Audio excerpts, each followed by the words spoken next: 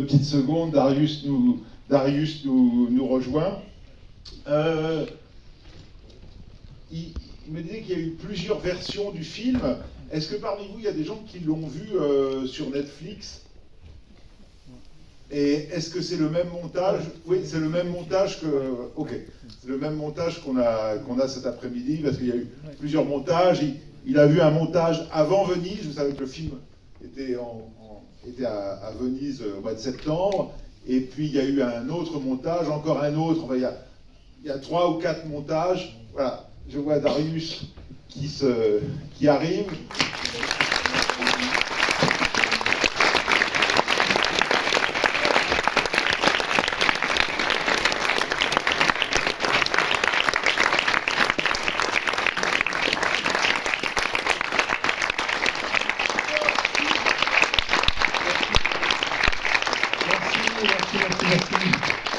C'est vraiment gentil d'être venu en plus aujourd'hui, d'être venu voir du cinéma. Et, beau, c'est vraiment des amoureux de cinéma, hein, pour être resté tout ce temps, plus avec la panne. Voilà. Alors, j'ai demandé à nos amis, ceux qui ont regardé le film sur Netflix, c'est la même version. C'est la même version qui passe en ce moment sur Netflix France.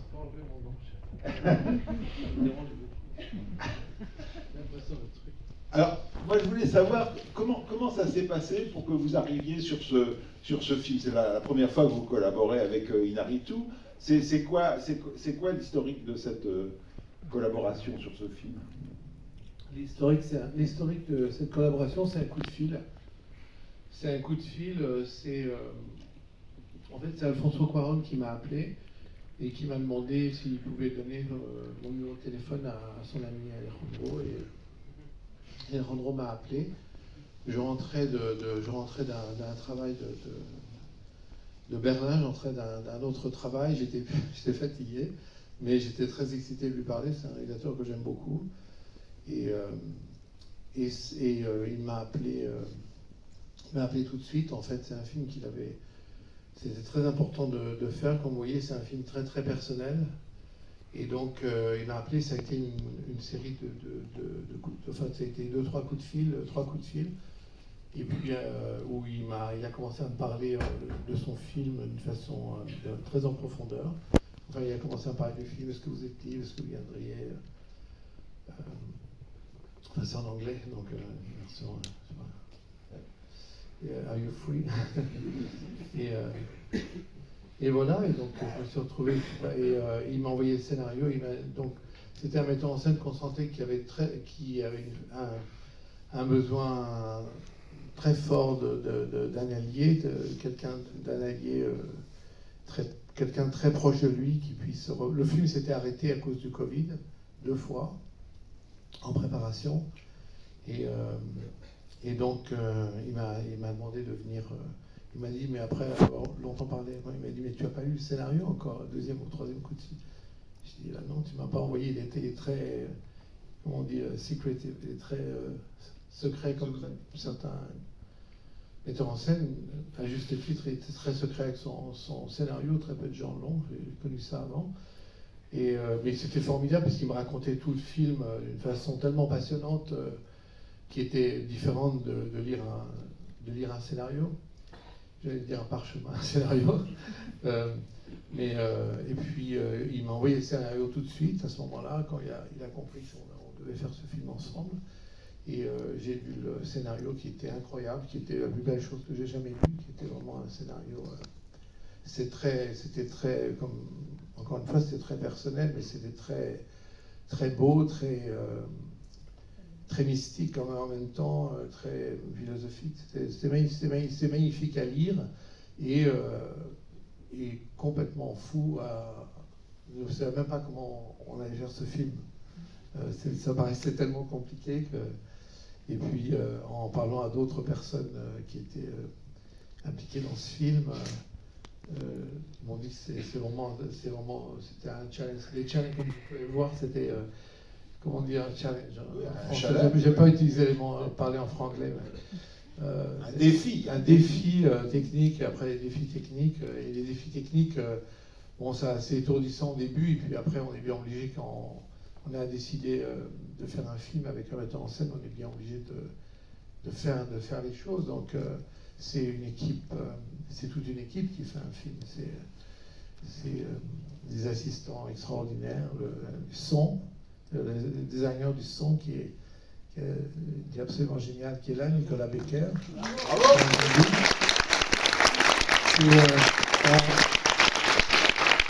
Autant Nicolas est là, mais malheureusement on n'a pas tous ces gens extraordinaires qui ont travaillé sur le film, qui étaient des machinistes extraordinaires, des gens pour la lumière extraordinaires, un dim operator, un pupitreur vraiment que j'appelais Mozart. Il était très très jeune, mais il était très doué pour le pupitreur, c'est-à-dire que c'est quand il y a des projecteurs qui sont coordonnés et qu'avec le pupitre, on éteint, on ouvre et on change la lumière, c'est ça? C'est comme au son, Nicolas, j'imagine, sauf que c'est avec les lumières, on mixe et donc pendant le tournage, pendant la prise de vue, comme ça, on peut changer l'éclairage, j'allais dire, à vue. Voilà, exactement. Et faire tomber la nuit. Oui. Et on prépare tout, on décide, on prépare tout à l'avance pour que ça fonctionne pendant la prise. Mais alors, du coup, vous dites oui au scénario. Sur le scénario, donc il y a un découpage ou c'est juste... Il y a déjà un découpage? Oui, il y avait il y avait déjà une idée il y avait certaines séquences qui étaient déjà découpées, certaines séquences qui étaient storyboardées. Il y avait même des prévisualisations qu'il avait préparées de certaines choses, certaines séquences. Et il y avait déjà eu beaucoup de préparation, il y avait déjà des repérages. Donc j'ai sauté dans l'avion, j'étais à Mexico. C'est à l'époque où le Covid battait son plein. Oui, c'est mars 2021. Ouais. Et pour nous d'aller au Mexique comme ça, de sauter dans l'avion, d'aller au Mexique en plein, c'était un peu une aventure aussi. Tout ça, c'était une aventure. Mais ça a été tout de suite extraordinaire. C'était tout de suite absolument extraordinaire. Mes premières dans Mexico, les premières inspirations, les premières discussions avec Alejandro, les premières réunions avec lui, et puis les premiers repérages, ça a tout de suite été à un niveau tellement extraordinaire. Et donc c'est vraiment une équipe, je tiens à le dire, c'est vraiment une équipe qui fait un film comme ça.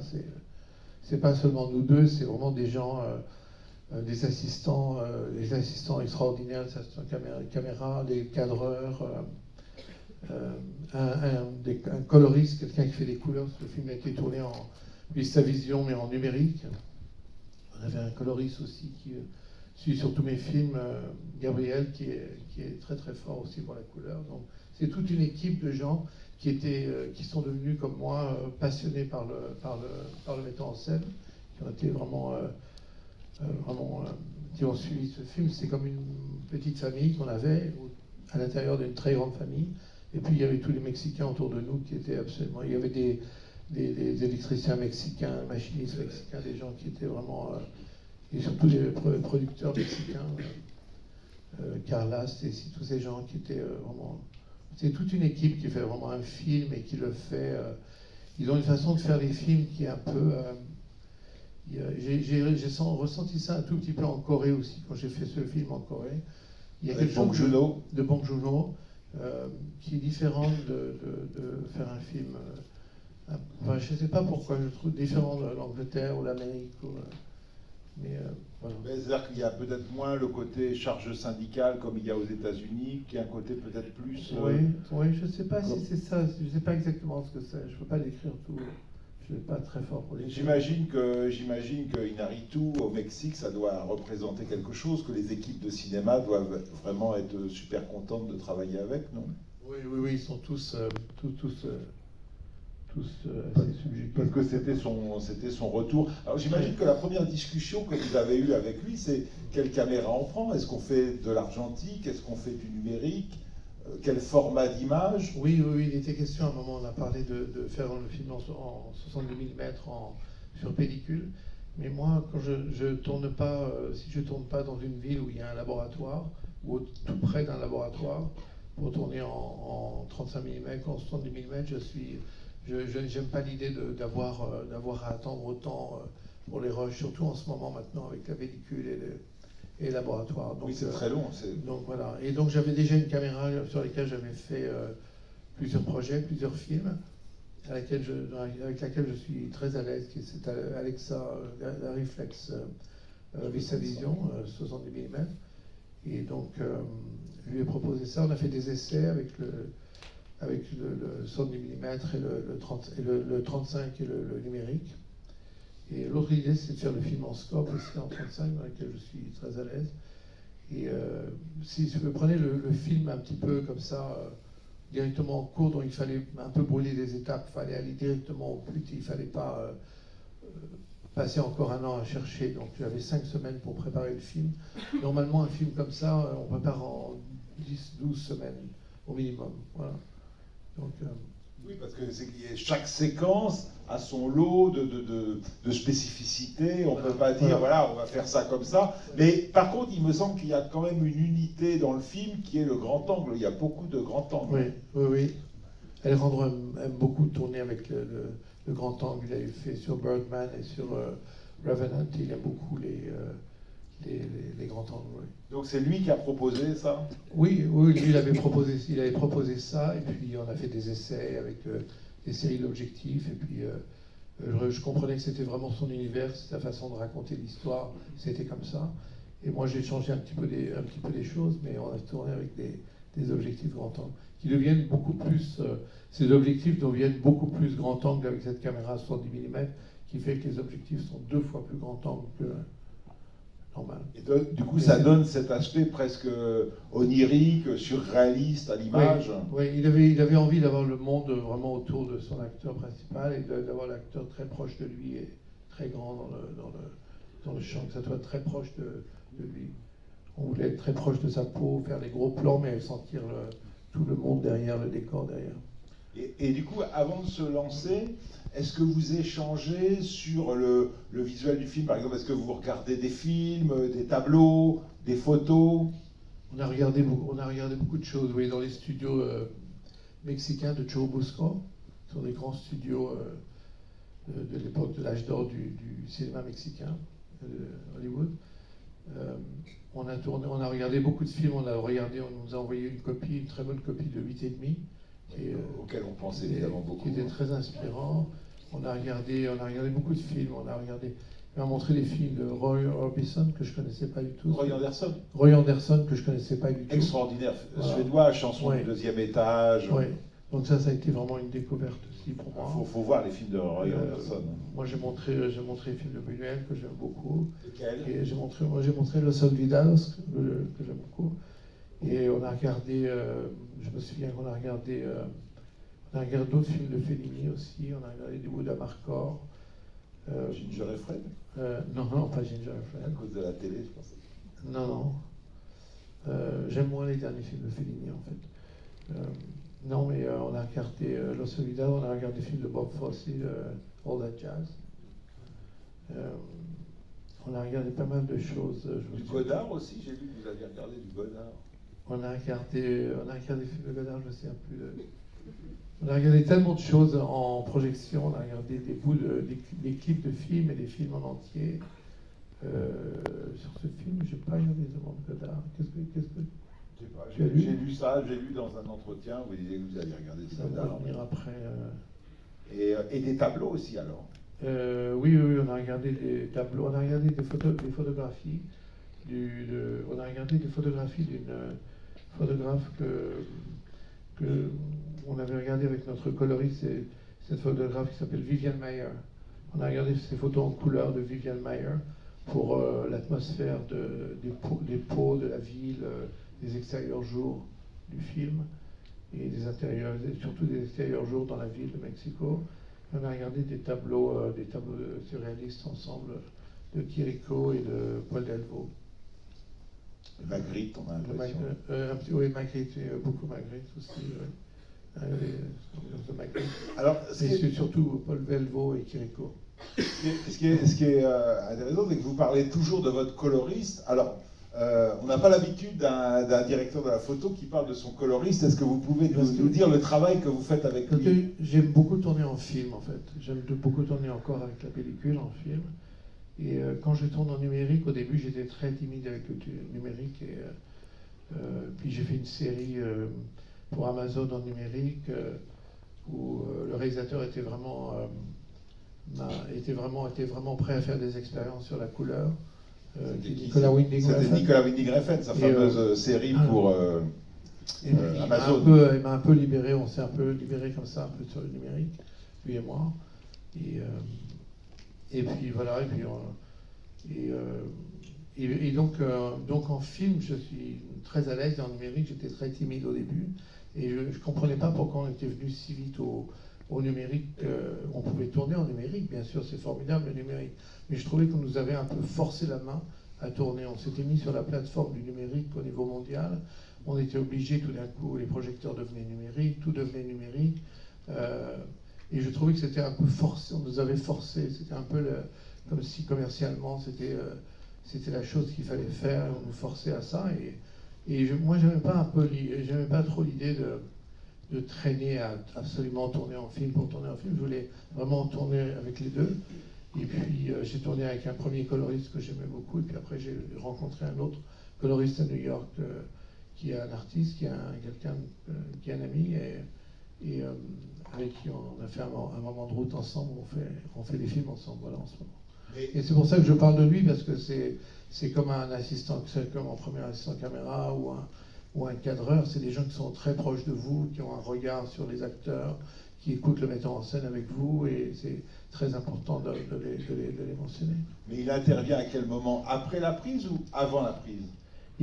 Pendant la prise. Avant la prise, on parle de la couleur. Il se met toujours un cahier des charges de choses de couleur, de références, de choses pour le film. Et après, c'est pendant la prise.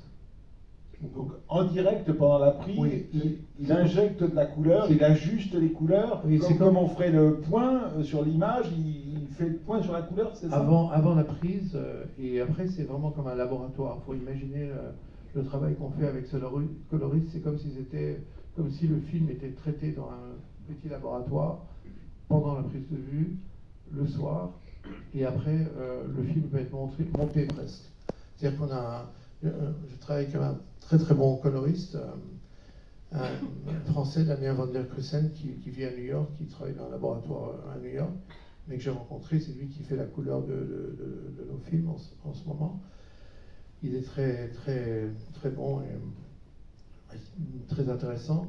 Mais si vous voulez, le film est déjà coloré par ce coloriste avant. Il y a déjà une base qui est très avancée. Et souvent, le metteur en scène, moi, on commence à dire, on ne veut surtout pas toucher à la copie de travail qui est déjà très bien. Et puis en fait, on y touche beaucoup parce que quand on commence à étalonner pendant des semaines, j'aime bien faire des étalonnages de couleurs qui sont longs. Et donc pendant où je recherche vraiment plus de choses, on va plus loin dans l'image du film. Et à ce moment-là, on commence à changer les choses, on commence à avoir d'autres idées. Et voilà, donc ça va plus loin. Donc ce coloriste a beaucoup d'importance. Alors, en plus, il y a quelque chose que je trouve très spectaculaire dans le film, c'est que le film, on a l'impression que les plans sont toujours en mouvement. Il y a toujours, c'est jamais statique. Donc j'imagine que c'est quelque chose d'encore plus, parce qu'il y a une chorégraphie de la caméra, une chorégraphie des interprètes devant la caméra. Il faut synchroniser les deux. Et ça rend encore plus compliqué la question de la lumière, non? Oui, ça c'est Alejandro qui aime beaucoup bouger la caméra et qui voulait que le film soit dans un mouvement continu comme ça, qui est comme ça, un mouvement, comme c'est quelque chose de très musical aussi. Donc c'est vraiment, ça vient de lui, c'est comme les objectifs. Il est derrière chaque plan du film, Alejandro, il faut le savoir. On parle de l'image, moi je suis très content d'avoir les crédits des films, mais les metteurs en scène avec qui je travaille sont derrière chaque plan du film, je les retrouve. C'est vraiment leur regard, c'est important que ce soit leur regard. En fait, c'est plus une question de regard. Et lui avait un regard en mouvement, il voyait son monde comme ça, d'une façon un peu hallucinée, comme ce personnage, ce journaliste qui va avoir une attaque. Voilà. Et donc il est vraiment derrière chaque plan. Et je veux dire ça de presque tous les metteurs en scène. J'aime pas l'idée qu'un metteur en scène fait la mise en scène et que je fasse l'image. J'aime bien que les choses soient... Parce qu'on parlait du cadre aussi, là c'est en 2,40 le film. Bon, le film précédent que je viens de finir était en 1,85. Mais c'est vraiment aussi le 1,85 et le 2,40, c'est les formats, les caches du film.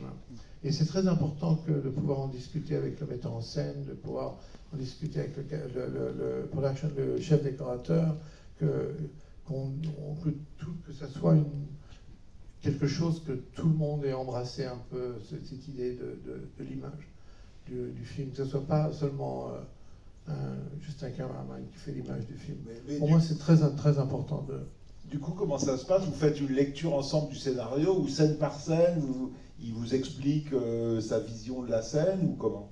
Non, sur ce film-là, on a parlé du film de scène par scène, mais le film était vraiment, la préparation était vraiment, elle accélérée pour moi. Oui, 5 semaines, c'est c'était vraiment un film de cette ambition et de cette longueur, c'est délirant. Enfin. Oui, non, c'était vraiment, vraiment très rapide. Ouais. Et donc, il fallait quand même, parce que, je veux dire, quand on commence une scène, il y a quand même des scènes qui sont a priori assez difficiles. Par exemple, dans le désert, cette scène avec les migrants, c'est une folie. Oui, les scènes avec les migrants, c'était très compliqué. On a tourné principalement tout le temps au lever du jour. Donc on était là de nuit, on répétait de nuit avec des gros projecteurs sur la vallée dans le désert. On faisait 40 minutes ou 1 heure de route ou plus de Mexico. On arrivait dans le désert la nuit, on allumait ses projecteurs. Ce projecteur était allumé et on répétait pendant 1h30, 2 heures dans la nuit. Et puis après, on enlevait tous les projecteurs très rapidement. C'était des très gros projecteurs. Un projecteur était sur une grue. Et puis on répétait, on préparait tout. Et à ce moment-là, dès que le jour commençait à se lever, on tournait une première prise, une deuxième prise, et ainsi de suite. Et après, on a continué à tourner. Et lui a monté, c'était intéressant parce que à un moment, il a monté une scène de plein soleil de jour. Il a dit non, pour moi, dans ma tête, c'est la continuité. Les migrants ils défilent toute la journée dans le désert, ils descendent cette colline toute la journée, il y a des flots de migrants énormes, et ça se passe à des moments différents. Parce que pour moi, c'était complètement discontinu. C'est intéressant, j'avais rarement eu une discontinuité pareille dans la lumière. Et je dis, mais on ne peut pas vraiment monter ça après ça, cette séquence. Il m'a dit, si, je veux vraiment que ça soit... je veux qu'on sente comme ça le pouvoir du soleil. Là, et du coup, on a fait presque plus. On a augmenté le soleil dans cette séquence avec le poussière, avec l'étalonnage. Une autre séquence qui est C'était plus tellement important, c'était l'idée des migrants dans le désert. C'était plus tellement important d'avoir cette continuité de lumière entre l'eau. Mais quand même, vous avez été tourné plusieurs matins. On a tourné beaucoup de matins, oui. Oui, donc ça veut dire qu'il y a un peu à la Terrence Malick, quoi. C'est qu'on capte la bonne heure et on revient chaque jour pour continuer la scène. Oui, on tournait le matin, et puis après on tournait des petits bouts quand le soleil était un petit peu plus haut. Dans la continuité, on tournait, et puis c'est tout. Voilà, on rentrait. Oui, c'est 110 jours de tournage, hein, c'est ça? Oui. 110 jours, donc c'est quelque chose d'assez énorme, et j'imagine groupé par décor. Vous tournez groupé par... Oui, on revenait parfois sur les décors, on revenait parfois dans les décors intérieurs en studio qu'on avait gardés, on revenait dans les décors. On avait un décorateur et une costumière extraordinaire qui avait déjà travaillé ensemble. Et qui était sur Roma, de quoi? Reino Caballero et Ana Terrazza qui étaient absolument extraordinaires. On était tous ensemble, on faisait le film vraiment, on était très proches les uns des autres sur la couleur, l'atmosphère du film. Il n'y avait rien qui était fait sans on se parlait de tout comme ça avec le réalisateur. Et il montait au fur et à mesure? Il montait, oui. Elle montait, mais c'est vraiment lui qui a monté le film après, qui a monté vraiment le film. Parce qu'il est crédité au générique comme monteur. Oui, c'est vraiment lui qui a monté le film, mais il montait au fur et à mesure, il préparait. Donc, et vous avez fait des retakes à un moment, parce que le film, pour moi, est tellement dans l'imaginaire, dans l'onirisme, que j'imagine qu'il y a des fois, il peut se dire, ah ben non, finalement, j'aurais préféré tourner la séquence autrement. Est-ce que c'est arrivé, ça? Des retakes, non. Non, c'est... parfait. Non. une scène, moi, qui me semble hyper complexe, c'est la scène du cabaret, la California. Oui, c'est ça, c'était assez complexe. C'était beaucoup de semaines on a fait plusieurs repérages, et ensuite c'était très agréable de micro, il faut tenir à une certaine distance. On a fait des repérages et plusieurs repérages, plusieurs moments de séquences de repérage, et ensuite ça a été beaucoup de travail de dessin, de la lumière avec mon chef électricien et le pupitreur, de dessiner les mouvements de lumière, les endroits par rapport aux endroits où Silverio et sa famille allaient se déplacer avec sa femme.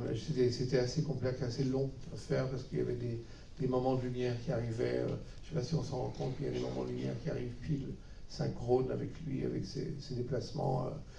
Et toutes les lumières, beaucoup de lumières sont en mouvement. La plupart des lumières bougent en mouvement, parce que moi j'aime beaucoup faire ça. Mais on a vraiment la possibilité de faire ça que quand on a des techniciens comme ça qui sont très bons, qu'on a des pupitreurs ou des électriciens qui sont très bons. C'est eux qui vous donnent des ailes pour pouvoir faire des choses que normalement on ne peut pas faire. Sinon on ferait un tiers de ce qu'on fait. Moi je me rends compte quand j'ai pas une équipe qui est assez qui comprend assez bien ce que je dis ou qui est assez ou qui a un peu peur, on fait même pas la moitié des choses.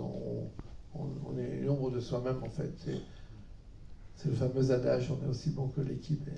Et du coup, c'est quelque chose qui importe quand vous acceptez un tournage, de voir quelles conditions, quel budget, parce qu'évidemment, une équipe comme ça, c'est pas gratuit.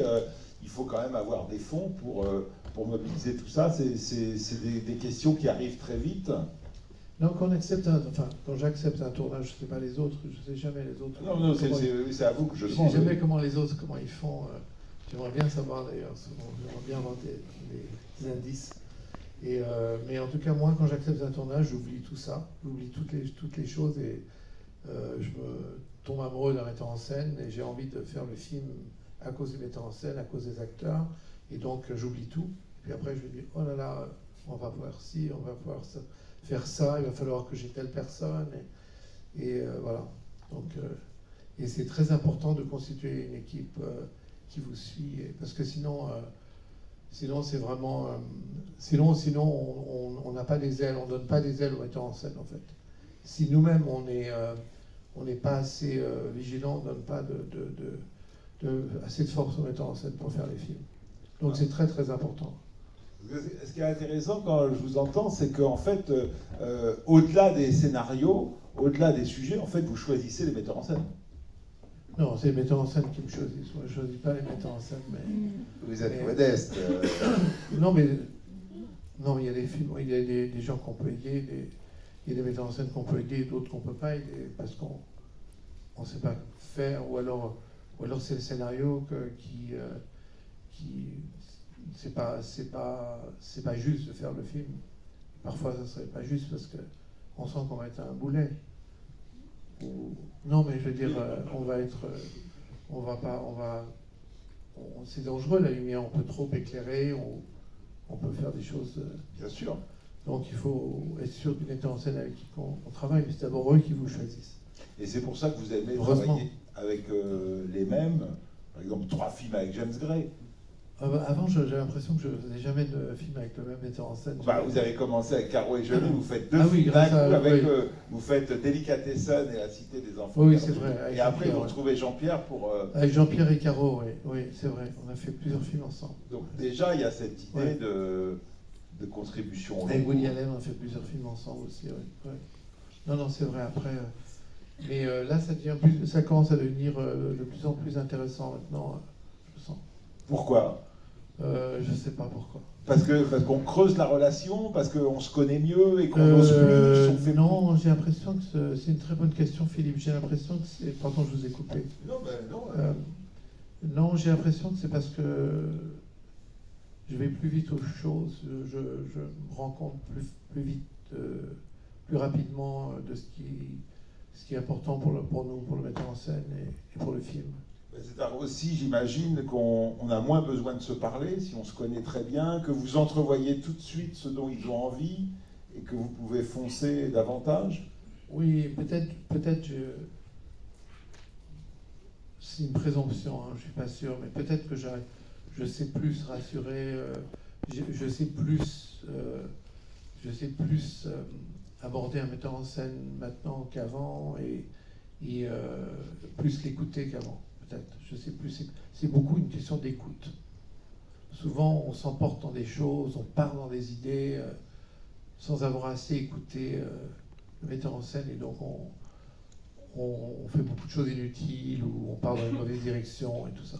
Alors ce que vous aviez dit dans un précédent entretien, c'est que un film, quand vous travaillez sur un film, il faut pouvoir le déverrouiller visuellement. C'était votre mot, le déverrouiller visuellement, et que pour ça, vous parlez avec le metteur en scène jusqu'à temps qu'il vous donne l'idée du film. Mais une idée presque en une phrase. Par exemple, vous m'aviez dit que sur Armageddon Time, le film de James Gray, c'est un film de zombies.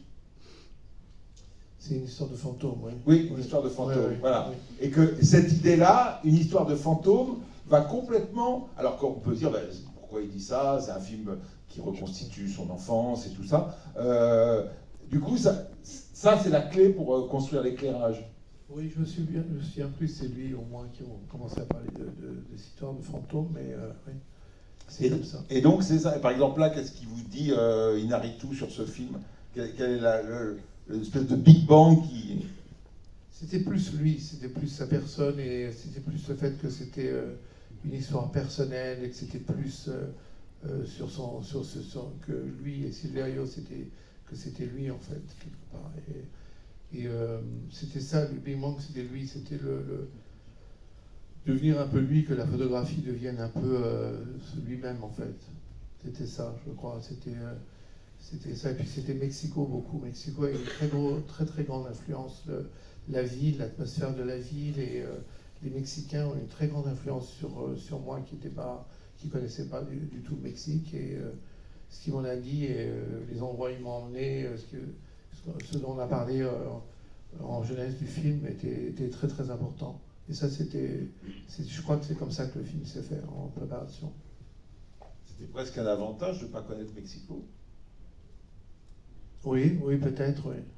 Oui, c'est peut-être un... Je ne sais jamais comment je ferai un film à Paris maintenant, par exemple. Paris est tellement beau, c'est par tellement, exemple, vous avez fait incroyable, avec tellement Woody Allen. impressionnant. Vous avez fait Paris avec Woody Allen, vous avez Oui. fait Minuit à Paris, mais c'était un Paris fantasmé. Oui, c'est une vision de Paris, oui. Mais j'aimerais beaucoup faire un film à Paris maintenant. Mais parce que j'en ai vraiment peur, c'est vraiment... Paris est tellement éblouissant et tellement beau par rapport aux autres villes dans lesquelles... Mexico est incroyable. Quand on se remène dans Mexico, une ville, mais c'est très différent.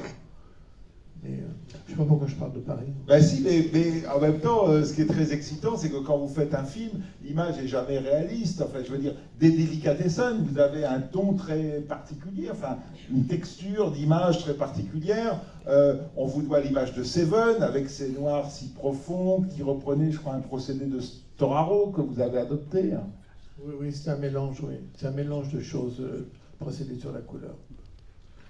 Des choses qui existaient déjà. Et puis du flashage aussi. On flashait le négatif, qui était un procédé d'autres opérateurs dans le cinéma. Mais par exemple, voilà, on a des noirs beaucoup plus profonds. Mais l'image des films dont vous parlez, c'est vraiment les metteurs. Quand vous parlez de Delicatessen, c'est pas la fausse humilité, mais c'est vraiment...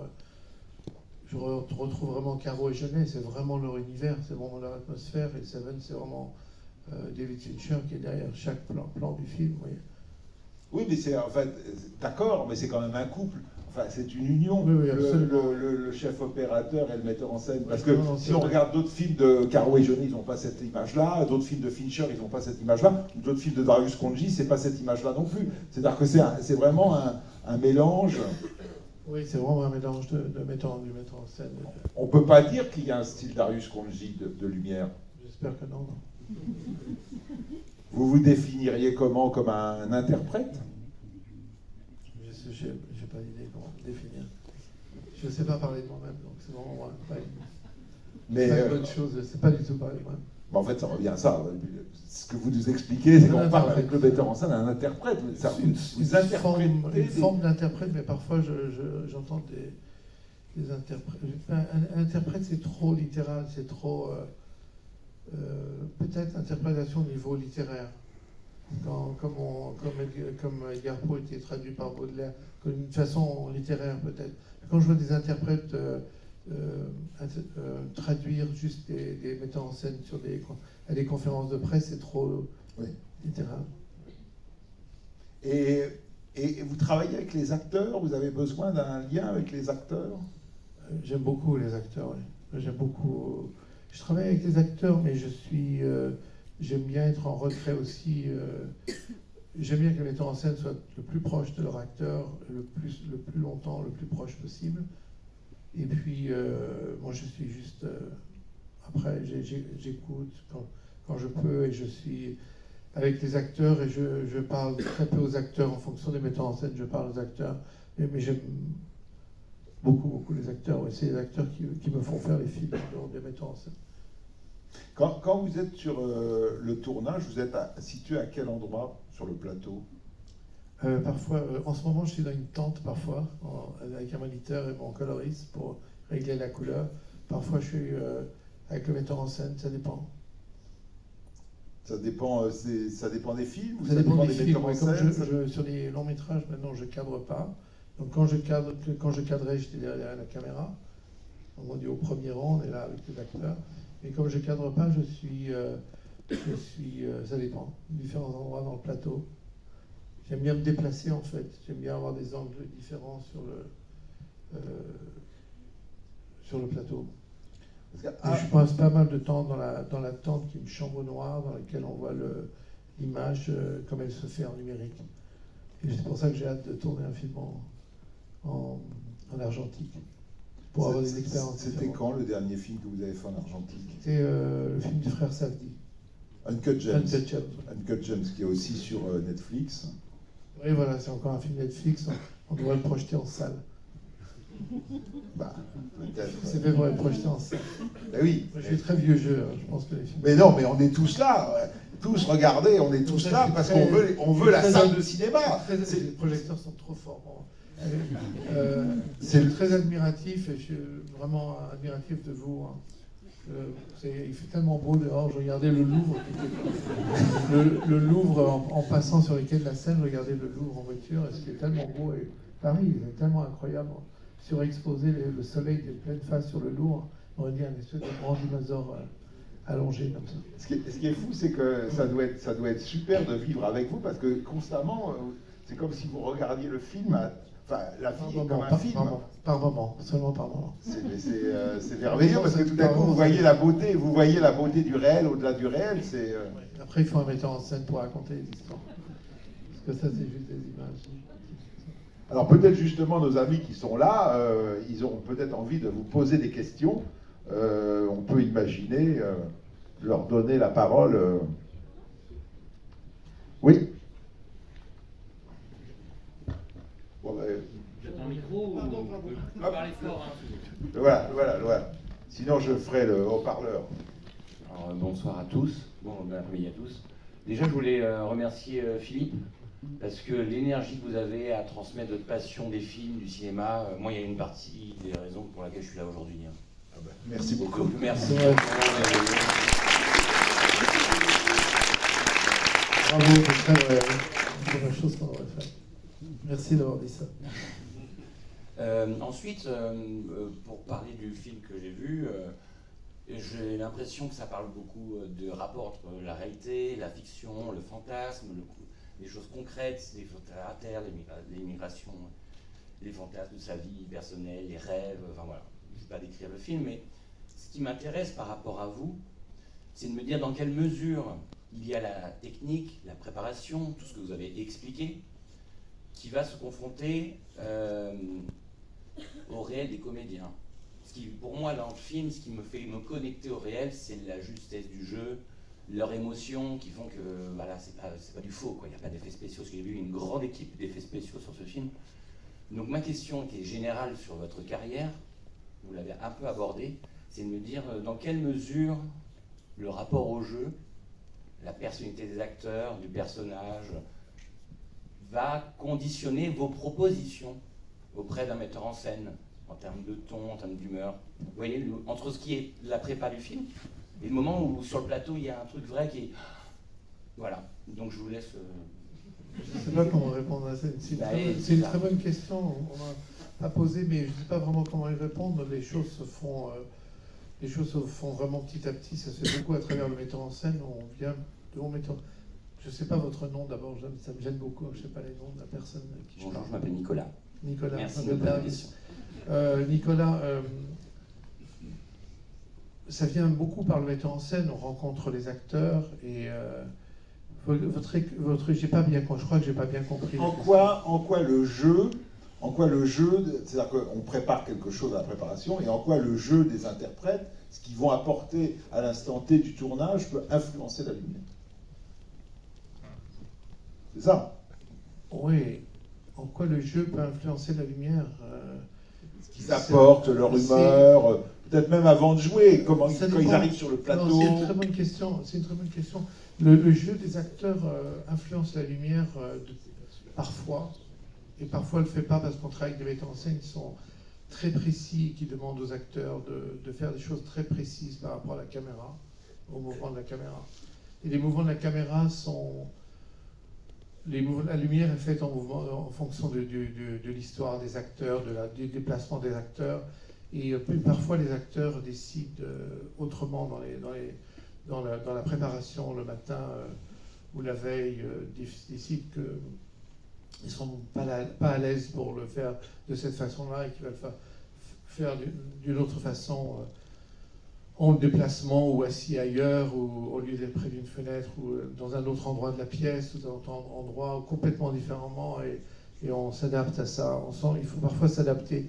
Mais la plupart du temps, on travaille avec les acteurs en connaissance, en sachant comment les déplacements principaux des acteurs. J'imagine qu'il y a eu des répétitions là, par exemple. Par exemple, là, il y a des répétitions précises, mais il est arrivé que Daniel sentait plus un mouvement qu'un autre, d'aller faire une chose qu'une autre, et on change, il faut changer tout de suite, il faut pas hésiter, parce que c'est vraiment important, sinon on peut vraiment brouiller, on peut vraiment casser une scène si l'acteur n'est pas confortable, n'est pas à l'aise dans sa façon de faire. Mais oui, non, c'est une bonne question, c'est vrai. J'ai pas l'impression qu'on me l'a posé récemment, cette question. C'est vraiment intéressant. Mais c'est pas souvent, ça arrive pas très souvent d'altérer ce qu'on a prévu de faire avec le metteur en scène. C'est la caméra d'abord qui va changer quand l'acteur va vouloir faire autre chose. La première chose à changer, c'est la caméra. C'est pas la lumière, l'atmosphère de la lumière. Je dirais c'est plus facile quelque part, la lumière. On éteint, on allume quelque chose. Mais la caméra, le point de vue, c'est différent. Comme on regarde la scène, ça peut aussi gêner le metteur en scène tout d'un coup. C'est toute une question de regard, le cinéma, en fait. C'est que le regard. Si on a compris ça, on sait où mettre la caméra et on avance, quoi.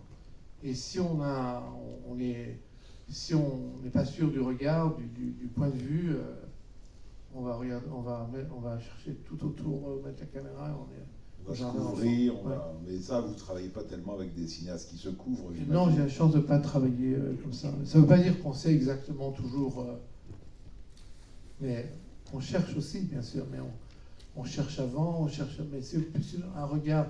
Les choses sont très fluides quand on pense au regard au point de vue. Voilà. Une autre question. Ici, et après ici, derrière. Bonjour à tous. Bonjour à vous deux et merci de votre présence. Moi, j'aimerais revenir sur notamment la scène du Californien. C'est quelque chose que je me suis toujours posé par rapport à ce travail de chef opérateur, de cadrage et de gestion de colorimétrie d'espace, en fait. C'est pas tant sur tout ce qui va être la lumière même de cet espace confiné ou de la pièce, mais c'est surtout par rapport au nombre très conséquent de personnes du coup, qui rendent la scène vraiment très confinée, où il y a peu d'espace. Donc du coup, ce qui crée paradoxalement plusieurs petits points d'entrée de lumière ici et là, sur les côtés des personnes, etc. Je vois pas comment, j'aimerais comment dans notre esprit, quand on prépare cette scène ou quand juste on la met en scène, hein, littéralement, mais du côté vraiment de la photographie, comment on gère ça pour que on crée un ensemble finalement assez... C'est comment votre prénom? Olivier. Olivier.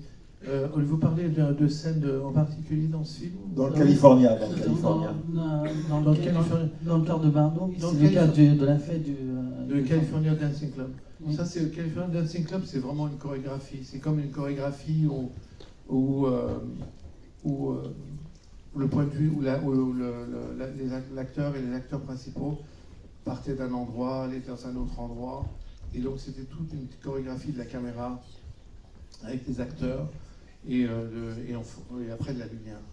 Un dessin de la lumière par rapport au déplacement. C'était assez simple, mais ça prenait du temps pour réfléchir comment on voulait voir l'action se dérouler avec les personnages. Mais c'est assez simple. Tout est assez simple si on sait comment le point de vue, comment on veut voir les acteurs principaux et leur relation avec les autres, les amis ou les gens de la famille qu'ils rencontrent.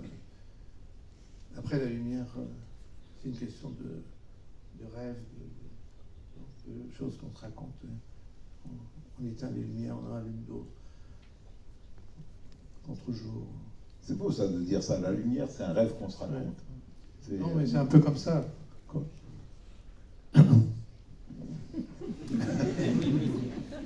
Allez-y monsieur, vous avez... Pourquoi j'ai dit bêtises? Non, c'est magnifique. Donc, bonjour et merci pour la séance. Donc, je m'appelle Charlet. Bonjour Charles. Et bravo Monsieur Gondji pour le film. Merci. Et puis pour votre talent qui a forgé des images indélébiles en moi ces 20-25 dernières années. Mais j'aimerais revenir à quelque chose que Philippe Rouillet a abordé, histoire de gagner quelques petites informations. Parce que c'est vrai que sur bon nombre de vos illustres travaux, que ce soit avec Fincher, avec James Gray ou avec Woody Allen, on retrouve cette palette assez désaturée avec des teintes ocre. Et c'est vrai que depuis Okja, Too Old to Die Young, Uncut Gems, on retrouve quelque chose d'un...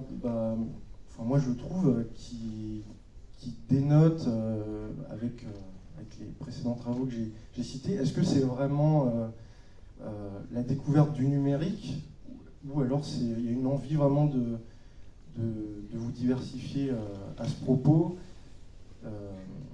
ou bien c'est uniquement ce que vous disiez humblement le regard du réalisateur? Je pense jamais à me diversifier. Je pense jamais aux choses comme ça parce que je serais complètement perdu. J'aurais jamais me diversifier en fait. Non, j'avais l'impression quand j'ai commencé, j'ai l'impression que je faisais beaucoup de choses, que sur mes films, je me laissais aller trop facilement à faire des choses dorées ou ocre. Mais c'est aussi, je me suis rendu compte, c'est aussi ce qu'aiment les metteurs en scène en fait. Quand je pense à Jean-Pierre Jeunet ou à James Gray, eux aussi aiment beaucoup les images dorées, ocre. Mais à David Fincher, je me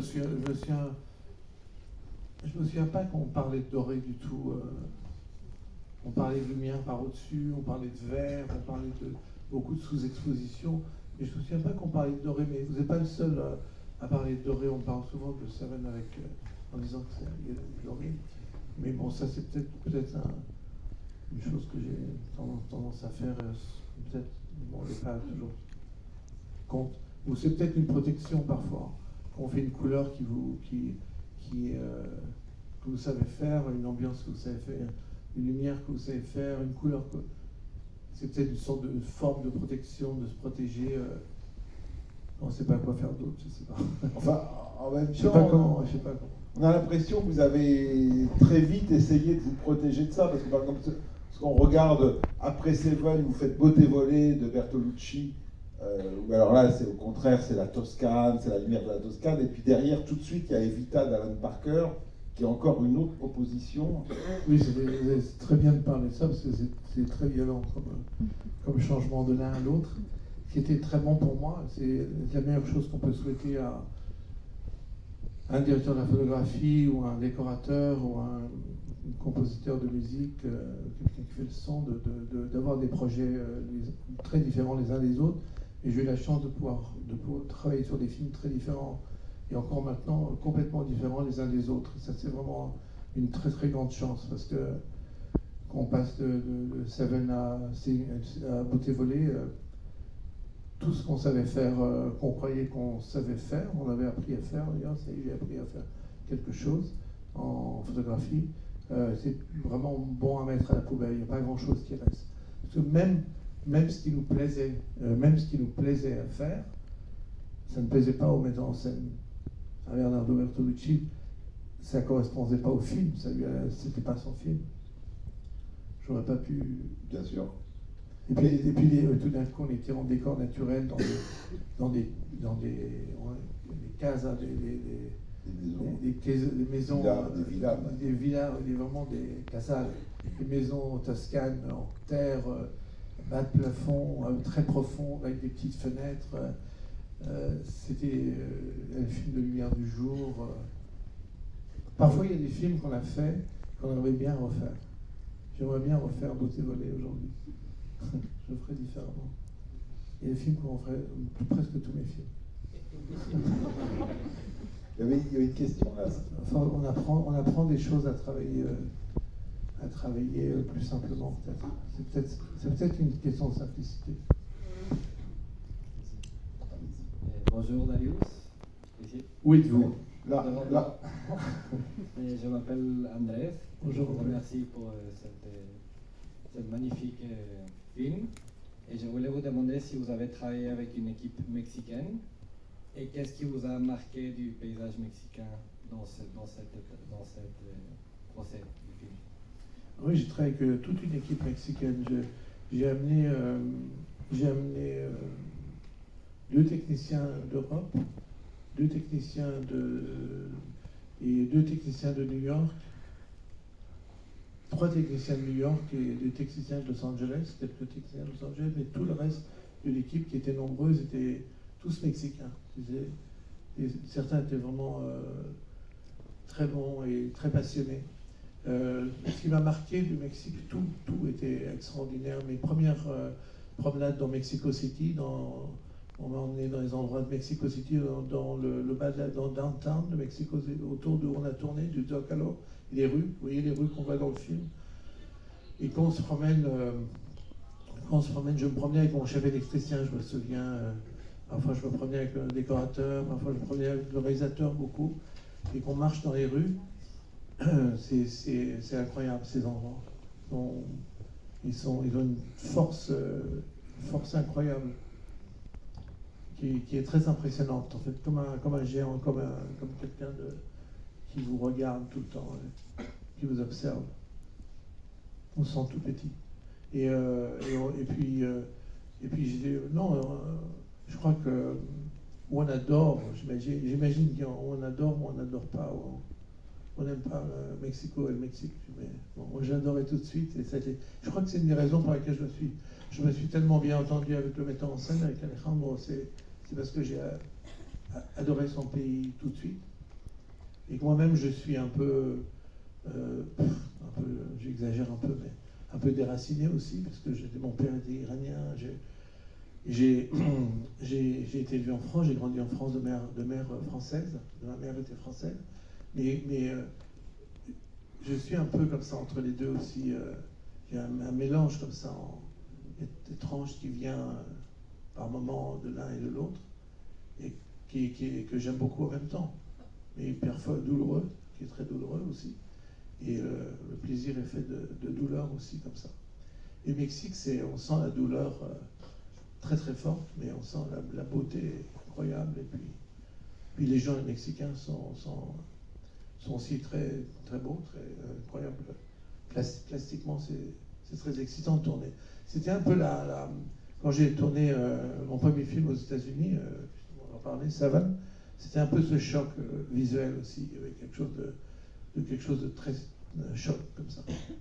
Mais j'ai l'impression que la prégnance des lieux est très importante dans votre travail, parce que effectivement, Seven, c'est tout de suite un choc. Derrière, il y a la Toscane de Beauté volée, mais on pense aussi à la jungle de Lost City of Z. On a l'impression que c'est presque pour vous un plaisir de capter presque l'âme de la nature, l'âme du lieu. Oui, non, c'est vrai, mais je pense que ça l'est pour nous tous. Je pense que ça l'est. Moi, je suis un peu le regard du metteur en scène. J'essaye de me mettre dans l'axe du regard du metteur en scène. Je pense que le metteur en scène m'a emmené voir ces endroits de cette façon-là, avec cet angle-là, avec ce grand angle-là, et ce rapprochement de la matière-là. Et je pense que c'est ça. Oui, une question là. Bonjour, merci. Bonjour, monsieur. Je voulais savoir quel est le sens narratif de tous les miroirs présents dans le film et dans les compositions. C'est à penser à Douglas Sirk. C'est Douglas Sirk qui a beaucoup de miroirs dans ces films. Absolument. C'est à Douglas Sirk qu'on dit ça.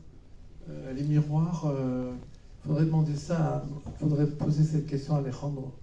C'est une chose. Il y a beaucoup de miroirs, vous avez raison dans le film, moi je connais. Il faudrait poser cette question. Je vais poser cette question à Alejandro. C'est pas un truc dont vous avez parlé au moment de la préparation, il vous a pas dit attention. Parce qu'en plus, les miroirs, c'est très piégeux à filmer les miroirs, il faut faire attention. Oui, c'est des pièges techniques, bien sûr. Les reflets et tout ça. Ouais, mais c'est très excitant de filmer avec les miroirs. Mais c'est une très bonne question. On était tout le temps confrontés, on était très souvent confrontés avec des miroirs.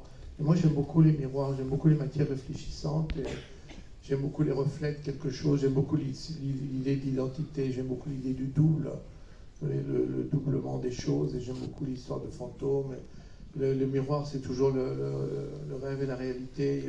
C'est toujours excitant, les miroirs. Mais la vraie raison profonde pour répondre à votre question, je ne la connais pas. Je vous ai perdu, je ne sais plus où vous êtes. Vous êtes là. C'est très important de vous voir. Encore une question, oui, là, mademoiselle. Bonjour. Il faut que le micro arrive. Au fond. Ouais. Oui. Ah oui, Bonjour. ok. Je m'appelle Joseph et je voulais savoir. Je suis ici. Merci, Joseph. Je voulais savoir vous poser la question de votre rapport aux nouveautés techniques qu'il y a pu avoir dans le cinéma. Vous avez parlé justement des inspirations, que ce soit de la peinture ou des anciens films comme Télé. De la pellicule aussi, et je me demandais comment vous avez abordé avec le temps les nouvelles techniques, que ce soit les drones, le steadicam, etc., et comment vous avez fini par maîtriser ces techniques, et de savoir si vous étiez justement en attente ou en recherche de techniques plus modernes. Enfin voilà, juste ma question c'était comment est-ce que vous arrivez avec le temps à proposer même et à maîtriser des nouvelles techniques qui sont différentes de la pellicule du coup, mais... Ouais, les nouvelles techniques, c'est une bonne question, mais on en a presque une ou deux par film. Chaque fois qu'on commence un film, on a des nouvelles techniques. Et au début, on se dit, ah tiens, c'est quelque chose de nouveau. Alors, on est très curieux, on se dit, tiens, c'est quelque chose de nouveau, c'est drôle, on va pouvoir mettre une caméra dessus. Ou ce Trinity, on appelait le monstre. C'est un bras articulé. Sur le film, le bras qu'on mettait sur le Steadicam pour pouvoir filmer les pieds à la tête. Enfin, ça, vous ne savez pas, mais c'était impossible avant. Et, on s'en est servi beaucoup dans le film. Mais toutes ces nouvelles choses techniques, ça sert pour raconter une histoire. Ça on le prend, on s'en sert. On essaie de s'en servir à bon escient d'abord. Encore, on revient au regard, parce que en fonction du regard, du point de vue, on se rend compte que maintenant, on a telle nouvelle chose technique pour pouvoir le faire, et quelqu'un de votre équipe vous le propose, ou vous le proposez vous-même, et tout d'un coup, on met la caméra d'un endroit ou d'une façon qu'on ne pouvait pas avant. Souvent, c'est mon premier assistant en caméra, ou un cadreur, ou un électricien, ou quelqu'un qui vous propose quelque chose de nouveau, ou le metteur en scène d'ailleurs, qui vous propose quelque chose. Est-ce qu'on pourrait essayer ça? Et on fait des essais. Moi, je fais toujours des essais avec les choses. Par exemple, je dirais, moi, travailler le drone. Par exemple, j'aime pas les drones. Je pourrais dire, j'aime pas les drones. Pourtant, on a utilisé un drone là. Notamment le plan d'ouverture. Du début et la fin. On a utilisé un drone qu'on a combiné avec le Steadicam aussi, avec le Steadicam, avec la grue, mais on utilisait beaucoup le Technocrane, la grue, mais on a utilisé le drone, on a mis une petite caméra plus petite que la caméra 70 mm qu'on utilisait, caméra un peu plus réduite, sur un drone, et on a fait des prises de vue, et le drone est devenu vraiment essentiel, intéressant, mais avant, comment on aurait fait avec la grue, on a fait avec un hélicoptère, ça aurait été plus compliqué. Mais c'est intéressant, toutes ces choses techniques. Quand je regarde les débuts du cinéma, les inventions techniques sont tellement incroyables. Je pensais à Abel Gans, c'était tellement époustouflant. Dans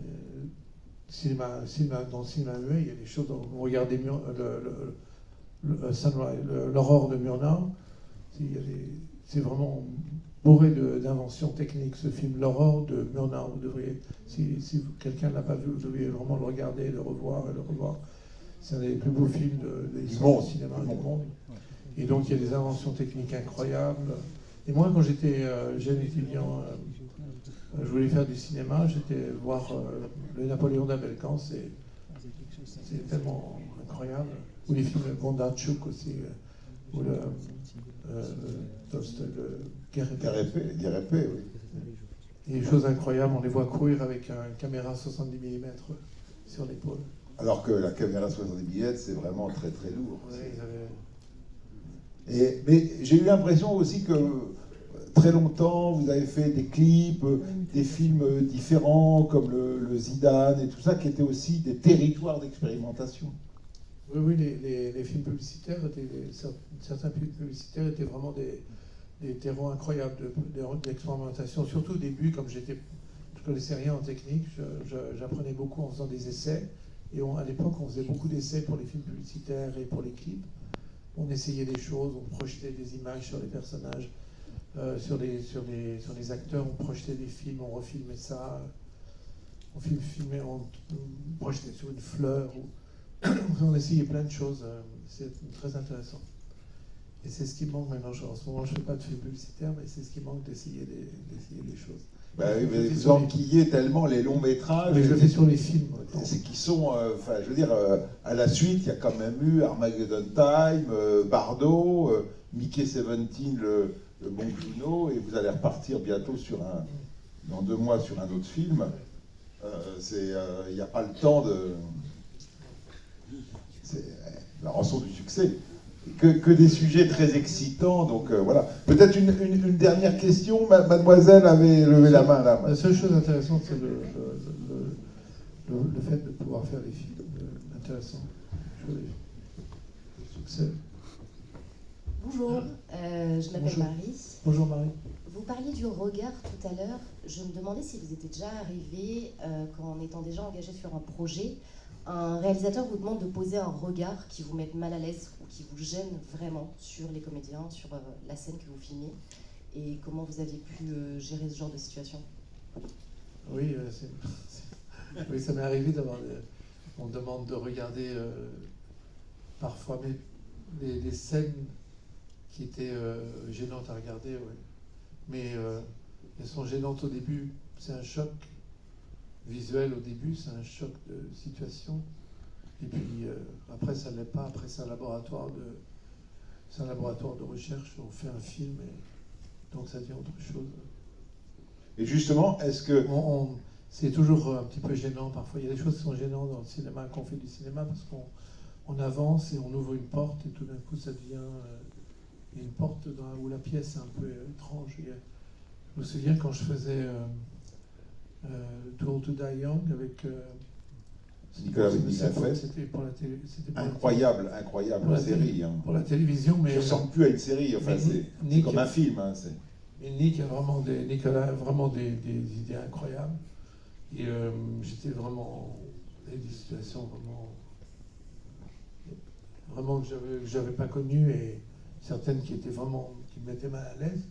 Mais on est mal à l'aise, mais il faut savoir pourquoi on est mal à l'aise et pourquoi on fait ça. Et voilà, je sais pas. Et justement, est-ce que quand on est mal à l'aise, est-ce que, comme c'est une question de regard, est-ce qu'on va pas trouver un regard juste sur une séquence malaisante et qui va la rendre plus... Je crois que c'est juste un regard. C'est pas un regard juste. Non, parce que c'est une très bonne question, Marie. Je sais pas trop comment y répondre vraiment, parce que... Et oui, il y a des moments... Oui, la réponse est oui, il y a des moments comme ça. Maintenant, je suis pas très bon pour les anecdotes, donc je sais pas raconter. J'en ai beaucoup, mais je ne sais pas raconter les anecdotes. J'aime pas les anecdotes. J'aime bien les entendre parfois. Mais... Bon. Non, mais je sais pas, peut-être j'ai pas bien compris votre question. Ben si, mal à l'aise, ça ne veut pas forcément dire quelqu'un est tout nu ou quelqu'un fait un truc bizarre. S'il y a des situations... Parfois, ça m'est arrivé de filmer des choses étranges que je comprenais pas bien ce que je filmais. Par exemple, j'imagine, il y avait des films d'Antonioni, moi j'ai pas eu la chance sur lesquels j'ai pas eu la chance de travailler, mais qui m'obsèdent toujours dans Blow Up, par exemple, où on regarde quelque chose très loin, très précisément, il y a un regard, il y a un chant contre chant sur l'acteur, et puis il y a un chant contre chant. Ou c'est pas dans Blow Up, il y a d'autres films d'Antonioni où, si vous regardez dans les films d'Antonioni, très souvent dans plusieurs films, il regarde quelque chose et on sent que ça trouble énormément les acteurs, surtout Monica Vitti, l'actrice, ou les acteurs, et ils regardent quelque chose. Et il y a un regard comme ça qui est très, très étrange. C'est par rapport à l'identification qui se déplace. Mais voilà. Non, mais c'est une très bonne question. Le cinéma, c'est ça. Un regard. Ce sera la conclusion de cet après-midi. Merci infiniment, Darius. Merci de m'avoir invité. Merci de m'avoir